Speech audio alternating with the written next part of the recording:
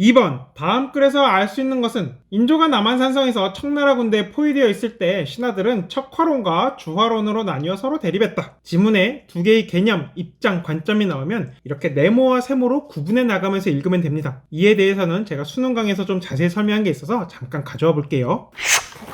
자, 50번 바이너리, 이거는 이항이라고 하고 어포지션은 대립이라고 읽어요. 이항 대립. 그냥 어떤 대상을 둘로 쪼개서 생각한다라는 거예요. 저는 두 개로 쪼개서 구분할 때 네모와 세모를 많이 씁니다. 제가 수험생 시절부터 거의 2005년부터 이걸 개발해가지고 책으로도 내고 하여튼 15년 넘게 쓰고 있어요. 뭔지 가볍게 보여드릴게요. 자, 혼론의 부분성이 나타내는 특징을 골라라 그랬는데 지문을 보니까 모든 혼론은 두 가지 성향이 있대요.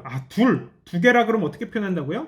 네모와 세모로 표현한다. 자율적 경향과 예속적 경향이 있더라. 자율적 경향은 독립의 형태로 나타나는데 이걸 전체성이라고 하고, 부분성을 의미하는 예속적 경향은 복종의 형태로 나타낸다. 이렇게 표시하니까 어때요? 시각적으로 이 두 가지 성향이 탁탁 편이 갈라져서 보이죠? 제가 이런 식의 표기법을 왜 수험생 때 개발했냐면, 강사분들이 해설 강의 하는 거 보면 다 어떻게 하냐면 이런 지문을 읽고 혼론은 어때? 자율성이 있고 예속적 경향도 있댔어. 그런데 보니까 어때? 자율성은 독립의 형태래. 그리고 이걸 전체성이라고 한다네. 근데 혼론의 부분성, 이거는 전체랑 이렇게 대비가 되는구나. 이런 예속적 경향은 복종의 형태로 나타난대.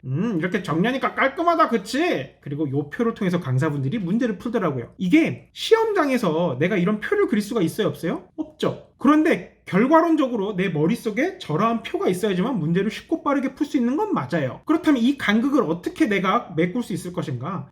아예 지문 자체에다가 이런 표 효과를 낼 수 있게 네모세모로 구분을 하자. 이렇게 해버리면 표를 그린 효과랑 똑같아요. 시각적으로 다 구분이 되죠. 자율적 경향은 전체성이고 전체성은 독립의 형태죠. 예속적 경향은 부분성이고 이거는 복종 형태로 나타낸다. 혼론의 부분성 세모였죠? 부분성이 지닌 특징 뭐예요? 예속적 경향, 복종의 형태, 이렇게 우리가 바로 찾을 수 있죠. 그래서 제가 국어의 기술 책에다가 넣으니까 폭발적인 반응이 있었고, 물론 이제 원고 조판하시는 분들은 무척 싫어했어요. 네모 세모 이런 걸 이렇게 많이 나가냐, 너무 귀찮고 힘들다 네 책은, 막 그랬는데, 지금은 웬만한 수능 기출 해설서들이 다 지문에다가 그냥 네모 세모를 다 때려박고 있죠. 많은 곳에서 네모와 세모로 두 개념을 지문에다가 직접 표기해서 구분하는 걸 가르치고, 그런 걸 배운 애들이 제 책을 보면 야 이거 다른 강사들이 하는 거 베꼈네, 혹은 다른 데서 하는 거랑 똑같네, 이거 뭐야, 이렇게 얘기하는데, 제가 2005년부터 이렇게 했고 국립중앙도서관 등에 기록이 있습니다. 그러니까 혹여나 제가 베낀 거 아니냐고 그럴까봐 잡설 한번 늘어봤어요. 저는 할 때 계속 이렇게 표현을 할 거예요. 이런 이항 대립이 나왔을 때 특별히 중요한 게 뭐냐면, 독해할 때 중요한 게 이 둘 사이의 관계예요. 셋이어도 상관이 없는데 하여튼 둘 사이의 관계다. 왜냐, 이거 신문을 딱 보는데 여기 글들이 있고 사진이 딱 나와 있어요. 근데 이 사진에 두 사람이 이렇게 나와 있어. 신문의 내용은 뭐겠어요? 그 둘 사이의 관계에 대한 거죠. 사귄다, 싸웠다, 이혼했다, 결혼했다,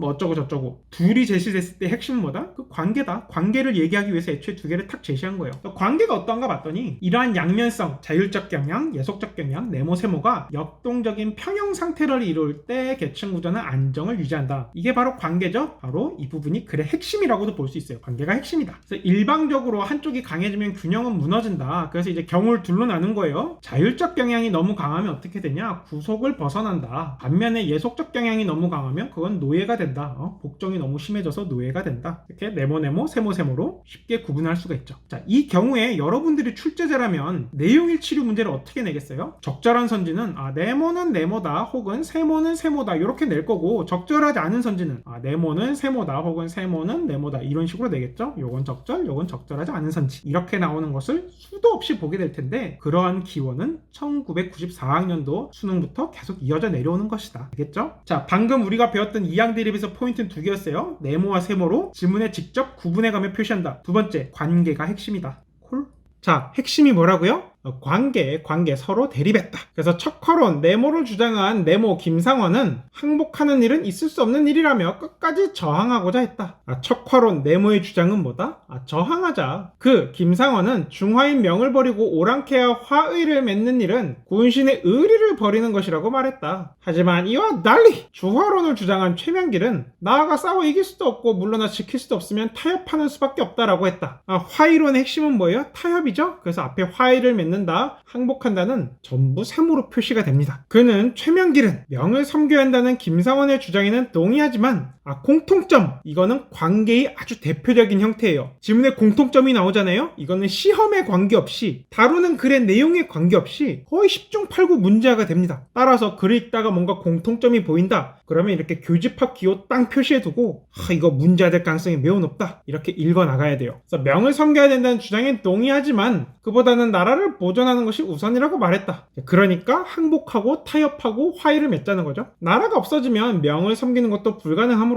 명을 섬겨야 된다, 명을 섬겨야 된다, 네모와 세모의 공통점이란 걸 한 번 더 출제자가 보여주죠. 따라서 일단 항복한 후에 후의를 기약하자는 것이었다. 주화론과 척화론 사이에서 고심하던 인조는 결국 최명길의 입장을 받아들여 청에 항복하는 길을 택했다. 청에 항복하는 주화론의 입장을 받아들였으니까 인조도 세모라고 표시할 수 있겠죠. 청나라 군대가 물러난 후에 척화론자들은 국왕이 항복에 수모를 당한 것이 모두 주화론자들 탓이라며 비난했다. 그들 척화론자는 주화론자들을 배신자라고 공격하는 한편 김상원을 절개 있는 인물이라고 추켜 세웠다. 절개는 있죠. 현실감이 떨어질 뿐. 인조 때에는 척화론을 주장했던 사람들이 정치 국면을 주도하지 못했기 때문에 주화론을 내세웠던 사람들이 정계에서 쫓겨나가는 일은 벌어지지 않았다. 그렇겠죠. 인조 자체가 세모니까 세모도 쫓겨나가진 않았을 거예요. 그러나 인조의 뒤를 이은 효종이, 여기까지만 봐도 효종은 딱 네모 같은 느낌이 들죠? 청의 목수, 저항, 공격! 그러한 북벌론을 내세우고 예전에 척화론을 주장했던 자들을 중요한 자리에 임용하면서, 임용은 이제 직을 맡긴다는 거예요. 중요한 요직을 맡기면서 최명길의 편에 섰던 사람들의 입지가 좁아졌다. 주화론, 세모의 입지가 줄어든다는 거죠. 이 효정에 의해 동영되어 정계에 진출할 수 있었던 송시열, 네모가 등용했으니까 네모겠죠. 송시열 네모. 인조가 남한산성에 피신해 있을 때 주화론을 주장했던 사람들과 그 후손들 세모들을 정계에서 배제해야 한다고 했다. 여기서 배제, 배척, 제외랑 비슷한 뜻이에요. 너무너무 중요하고 수능 같은 경우에는 어휘 문제로만 3번이나 나왔거든요. 배제에다 딱 밑줄 긋고. 이유는 모르겠지만 출제자들이 너무너무 사랑하는 단어이므로 이 3개의 단어를 엮어서 잘 알아두세요. 앞서 중용하다, 이것도 몰랐던 분들이 있다면 잘 정리해 두고요. 독해는 결국은 어휘력이에요. 오죽하면 제가 결국은 어휘력이라는 어휘력 책까지 냈겠어요. 진짜 어휘력이 중요한데 예전에 피셋엔 그런 문제가 나온 적이 있어요. 11월에 거란이 고려에 쳐들어와서 다음해 정월에 정복했다. 이때 정월이 언제 인지 알아야지만 몇 월 달인지 계산할 수 있었거든요. 정월 언제죠? 음력 1월. 그걸 모르면 틀리는 문제가 있었습니다. 언어 논리에서. 하여튼 송시열 사후에 나타난 노론 세력은 최명길에 종주했던 사람들의 후손이 요직에 오르지 못하게 막았다. 이는 송시열의 뜻에 따른 것이었다. 노론, 송시열 같은 네모죠? 이로써 김상원의 가문인 안동 김씨들이 정계의 요직을 차지할 수 있었다. 중용되었다. 이렇게 이해할 수 있죠? 그럼 별거 없었어요. 그냥 네모 세모, 관계 서로 대립한다. 공통점 명을 섬겨야 된다. 아주 단순한 글이었습니다. 1번 최명길은 중화 중심의 세계관에서 벗어나는 거 아니었죠? 네모든 세모든 공통점 명을 섬겨야 돼, 이런 생각에 사로잡혀 있었어요. 따라서 1번 적절하지 않고 2번은 총체적 난국인데 그냥 적절하게 바꿔보면 인조는 최명길의 주장에 따라 항복 요구를 받아들이기로 결정했었죠. 이것 때문에 틀린 거기도 하고, 또 살펴보면 여기 효정과 송시열은 청군에 항복 다 하고 나중에 나타난 애들이죠. 이렇게 나중된 애들이 먼저 있었던 사건과 동시에 있었던 것처럼 얘기하니까 2번은 적절하지 않다. 이런 식으로 출제자들이 선지 꼬아서 내는 것도 익숙해져야 돼요. 이건 제가 1번 문제 해설할 때 이야기한 적이 있죠. 3번 김상원은 명에 대한 군신의 의리, 이걸 지켜야 한다고 주장하면서 이거는 네모와 세모의 공통점이었어요. 그러면서 주화론에 맞섰다. 이러한 대립관계, 공통점, 이게 글의 핵심이었고 출제자가 엄청나게 자주 문제화하는 거였다. 그래서 여기서도 정답이 몇 번? 3번. 공통점, 관계, 이 두 개가 집약되어 있으니까 정답이 아닐 수가 없는 거죠. 좀 감이 오나요? 제가 정답을 알고 있기 때문에 이렇게 해설하는 게 아니라요. 제가 수능 강의로 1994학년도 수능부터 2020학년도 수능까지 전개년을 다 해설한 게 있거든요. 이런 패턴이 이게 맨날 나와요. 맨날. 거기서도 똑같이 해설하는 거예요. 개념이 2개 나왔네. 관계가 중요하겠지? 공통점. 이거 진짜 10중 8구 무조건 문제가 된다 그랬지? 그리고 문제 보면 진짜 문제가 되어 있거든요. 정답인 경우도 엄청 많고요. 여기서도 그냥 똑같은 거예요. 피셋 강의에서도 저는 그냥 똑같은 말을 반복하는 것에 불과합니다. 출제자의 무의식을 제가 파헤쳤다고 봐도 돼요. 자, 4번. 인조는 청에 항복한 후에 척화론을 받아들인 게 아니죠? 그런 내용 안 나와요. 그리고 주화론자들이 정계에서 내쫓아지지도 않았어요. 따라서 4번도 적자지 않고. 5번 노론 세력은 주화론을 받아들여 한다라고 하지 않았어요. 서로 대립하는 관계죠. 그리고 또 이상한 거, 노론은 나중된 애들인데 인조를 설득한다? 이것도 선후 관계 갖고 장난친 거죠. 따라서 5번도 아주 이상하다. 2번과 5번은 출제자가 같은 방식으로 만든 선지라는 것도 기억을 해두세요. 다음 문제.